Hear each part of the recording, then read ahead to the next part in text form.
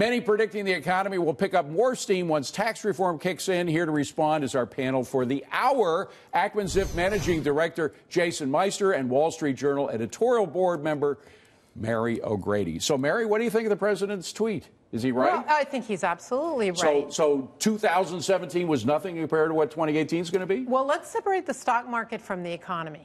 The economy is starting to return to more normal numbers. The Obama economy was anemic.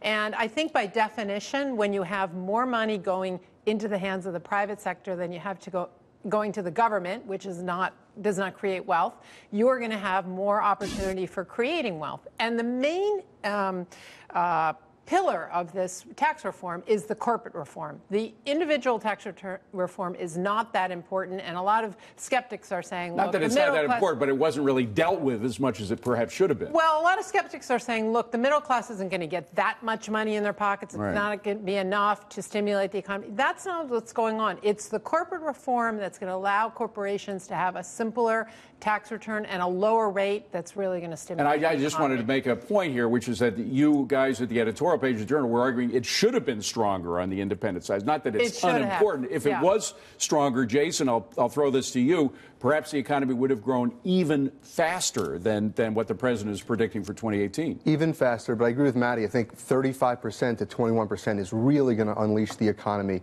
I think we're going to see it go gangbusters. These corporations and businesses are going to grow. We're going to have a lot of jobs coming back to our country. So I think it's going to really stimulate the economy, and I'm looking forward to that. Are you betting that way? I am. In what way? Are you betting into the stock market that way? I'm betting into the stock market. I'm looking at different companies investing in, I think, America, because we have an America First president in office. So I think, and I challenge anyone to tell me that when we've cut taxes, we always have federal revenues go up. There hasn't been a time in history where we cut taxes and the federal tax revenue went down. I think that's a big thing. Yeah, I think it's worth pointing out that there are things the president could do that could damage this. For example, his trade agenda is not good for the United States. He calls it America First, but in fact, free trade is what's good for the United States. And if he starts dismantling NAFTA, I think that could undermine some of the good. He has said in the past that it's the regional trade deals are the ones that end up being bad for the United States, that he's going to replace them with individual trade deals with every country. Now, what that has proved to be is very difficult, because instead of one big trade deal, which may or may not be good or bad for the United States, but you end up having to deal with a lot of countries, and it's very complex. Well, plus it assumes that both Mexico and Canada will be cooperative in that. And, of course, they're very upset about the dismantling of the North American free trade zone. Does it bother you, the trade aspect of the policy? Not so much. I think that Trump is, look, he wrote The Art of the Deal. I think that he understands how to negotiate better trade deals, better than any paid politician or career politician. I think it's very refreshing. We finally have a businessman in office, someone who is a pragmatist. He's not an ideologue like Obama or Hillary Clinton or even George Bush, for that matter. So I think he's going to make decisions that are right for this country, and whether it's left or falls on the left side or the right side of the aisle, he's going to make the right decision. And Mary, you look at just the regulatory policy alone, which I think had more to do with the market going up than anything else. Getting rid of 22 regulations for every new regulation, that's got to be historic. I've never heard of that before. No, I agree. In fact, I agree with you on the regulatory front in all. I mean, I think what we've already seen, a lot of that has to do with the deregulation.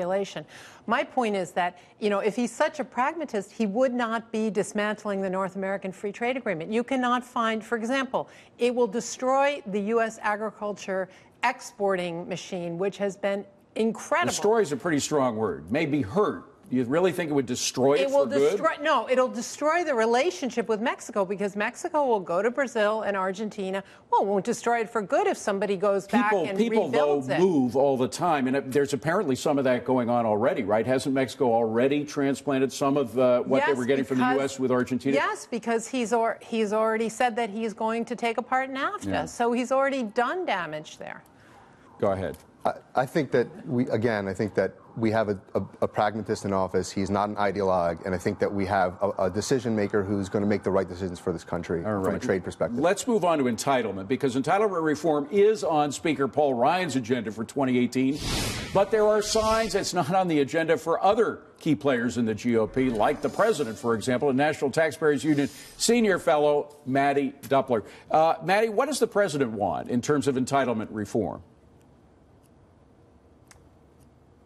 Well, here's the thing. Anyone who is surprised that Paul Ryan is talking about entitlement reform simply hasn't been paying attention. Paul Ryan has been really the only serious entitlement reformer in the modern era. So going into the presidential election last year, when you heard the president talk about how he doesn't want to look at Social Security and Medicare, I think it was pretty obvious that politicians in Congress and the president weren't on the same page there. Moving into next year, after the successes of tax reform, it's very important that we have conservatives staying true to the principles of cutting down the size of government, making sure that we have prudent fiscal policy in place, but also recognizing the limitations there. And that's that we have a different political environment. We have a Republican president who is concerned about those principles, but has already expressed that he is not as excited about taking on the entitlement reforms that congressional Republicans are on record expressing support for. Well, Mattie, there are different ways of going after entitlement reform. The president has said he's not going to cut Medicare and Social Security, and at one point said Medicaid as well. But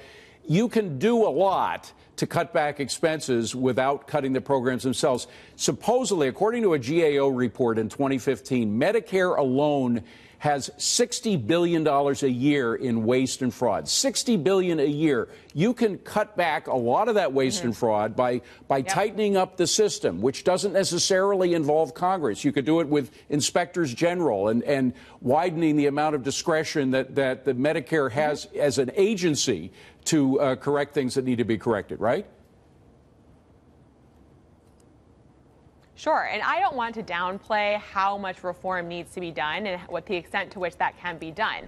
Social Security and Medicare present tens of trillions of dollars in liabilities over the coming decades. I mean, that's a huge amount of money, so clearly tinkering around the edges is not a solution for our long-term sustainability. But you're right. Waste, fraud, and abuse are certainly something that we should be tackling at the outset. Procedural reforms, I think, are very important. You look at things like food stamps. Those are always passed in conjunction with the Farm Bill, which really creates a morass moving forward and speeds the political wheels of urban Democrats getting on board for increases in spending and welfare, when really if we could separate out policies, take a significant look at those policies and make sure that the right reforms are going into place, that could really yield some results. And Mary, then you have Medicaid, which is totally unsustainable and just grew enormously during the Obama administration. I mean, it's just because of Obamacare itself.